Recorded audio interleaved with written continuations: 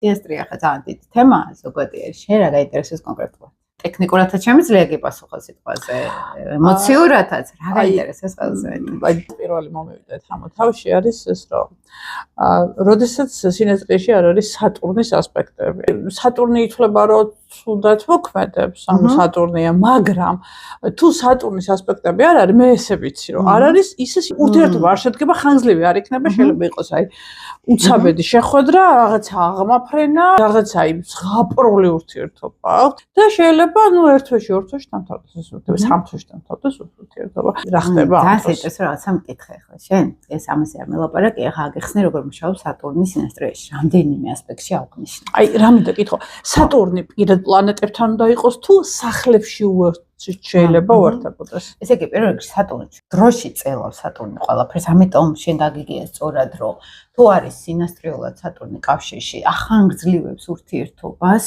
დროს წელავს. ოღონდ მნიშვნელოვანი არის ეს სატურნი იყოს კარგად ასპექტირებული. თუ არის ნეგატიურად, შეიძლება იყოს გაქაჩვა დიდხანს, მაგრამ ატანის რეჟიმში. ოღონდ სატურნი არ გულისხმობს ჩხუბს, წილ-კილს, კონფლიქტებს.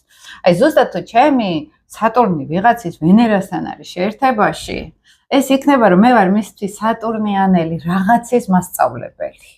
მე არ მოვედი ჰარმონიულად, მოვედი სწავლისთვის, რაღაც დაამუშავე ვეუბნები ვენერას ზონაში მაგალითად.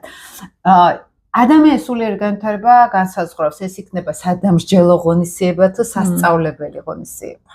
სადამსჯელო არის დაბალ ვიბრაციული ენერგია, ესე ვიძახით, როცა მე ვხედავ არაცნობიერ დონეზე რაღაც პრობლემას და პირდაპირ ვეჩხუბები ადამიანს, ან ვსჯი. მაგრამ თუ მაღალ განვითარებულ ადამიანზე არის საუბარი, ან სიჩუმით, ან დაკვირვებით, აი ასწავლის მეორე ადამიანს ზოგადად. ხშირად არის სატურნიანელია პარტნიორი თუ არა მისთვის მაგალითად, ხო? და ურთიერთობაში შეინიშნება თუ არის შინაგანი აი ეს რომ მეორე მხარე რაღაცნაირად ან იყიდებს ჩემ პასუხისგებლობებს თავის თავზე, ვიდრე იყოს ეს ჰარმონიული ბალანსი.